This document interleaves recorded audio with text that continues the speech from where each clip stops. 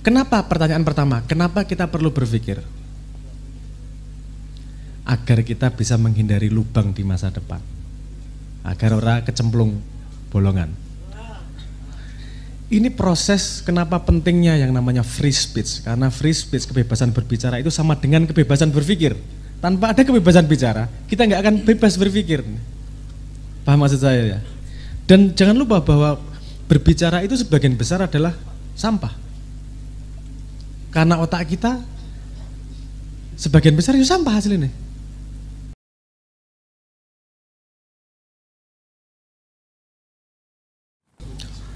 Mungkin kalau kita ngomong sejarah ya, aku duduk guru sejarah.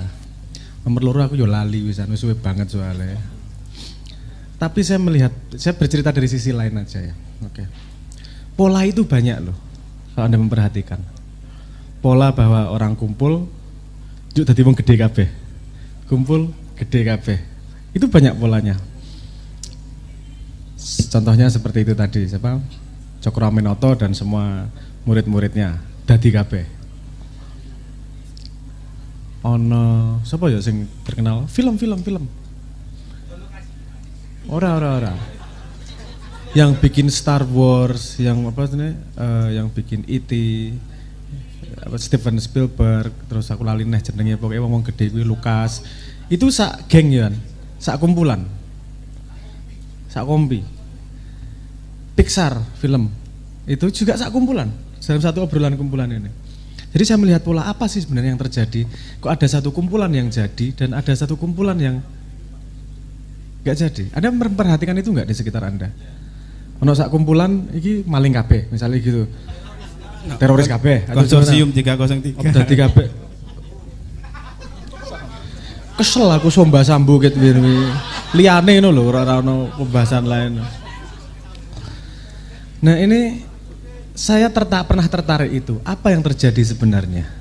Kenapa itu tidak mudah direplikasi? Kalau tadi ngomong urusan ilmu, lu akeh ilmu neng apa sebenarnya universitas no. Daripada 5 orang ngumpul dan ngobrol. Kepala 5 dibandingkan banyak kepala. Terus kemudian saya punya sedikit hipotesis. Ini bukan ngomong kesimpulan, ini hipotesis. Kira-kira seperti ini yang terjadi. Karena mereka berkumpul itu kemudian mereka punya kesempatan untuk berpikir. Kok gampang ya berpikir ya? Apakah Anda merasa selalu berpikir setiap hari? Ora, gue ora mikir, gue otomatis tok gue aslinya.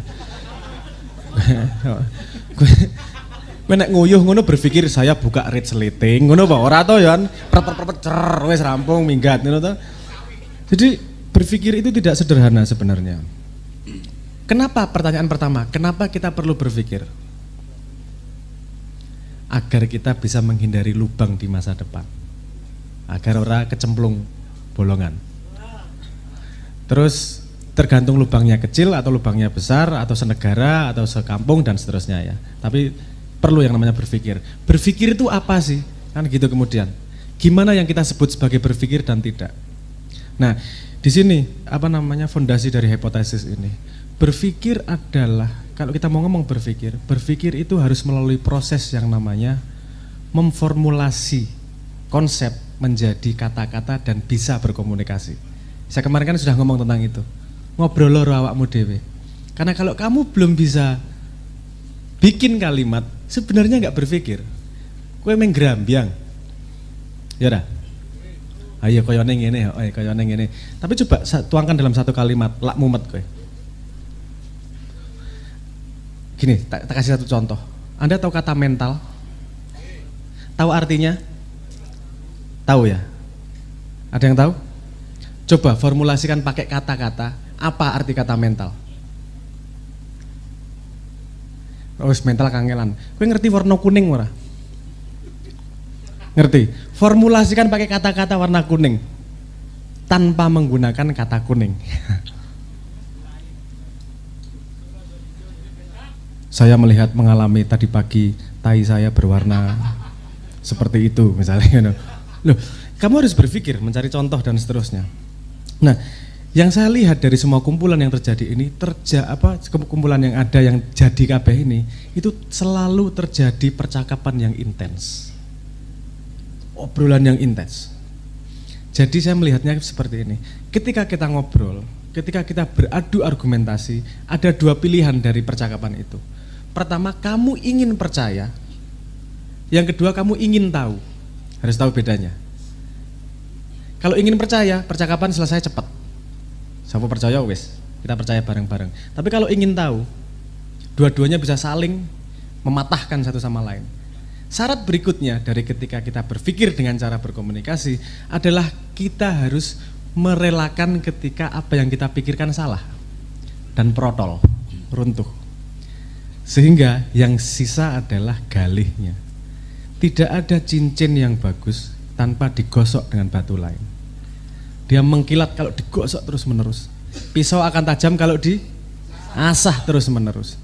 Dan proses mengasah, proses mengkilat itu selalu melibatkan terbuangnya kita, konsep kita, selalu terlibat terbuangnya kita. Orang yang menang sendiri dalam satu kelompok, dia yang paling tidak tumbuh, karena dia nggak mau pretel, bener dewe kok. Padahal setiap orang pasti ada bedanya, setiap orang pasti ada samanya. Satu orang yang sama aja kuping tengen karo kiwa beda. Jajal kowe ndelok raimu sing kiwa ngene karo kiwa sing tengen lak beda mesti. Kadang-kadang kalau zoom gitu di flip, wah lebih ganteng ya aku. Di flip, wah elek ya kan, kadang-kadang gitu juga. Jadi ketika proses berpikir itu pasti menghasilkan, ada istilahnya gini, shedding dead wood. Shedding dead wood itu jadi menghilangkan kayu mati. Karena kalau untuk tumbuh, kayu mati nggak dihilangkan, dia akan membebani kita. Betul nggak? Jadi harus ngersi. Gimana cara ngersiinya? Ngobrol lagi. Siapa yang benar, siapa yang salah, berargumentasi terus menerus tanpa henti ini. Karena dua-duanya pengen tahu. Nah kalau itu terjadi terus menerus, lama-lama mereka semakin tajam. Dan kalau saya nge-track beberapa pembicaraan itu, gak enak mas pembicaraannya. Kritiknya luar biasa atau satu sama lain itu. Tapi dua-duanya bertahan dan tidak sakit orang digawane ngati. Ngobrol ngasih menyakiti satu sama lain terus dolanan santet, orang sing tadi. Orang pinter.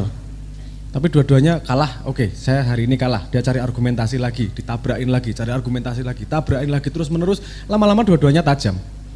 Lima-limanya kemudian tajam. Bahwa kemudian punya karakter sendiri ketajamannya, iya pasti. Nah, ini proses kenapa pentingnya yang namanya free speech. Karena free speech, kebebasan berbicara itu sama dengan kebebasan berpikir. Tanpa ada kebebasan bicara, kita nggak akan bebas berpikir. Paham maksud saya ya? Dan jangan lupa bahwa berbicara itu sebagian besar adalah sampah. Karena otak kita sebagian besar itu sampah hasilnya. Bukan galihnya itu, untuk tahu galihnya yang yang kinclong, yang tajam itu kita butuh diasah terus. Itu berani melewati kritik, harus berani melewati salah dan seterusnya lah.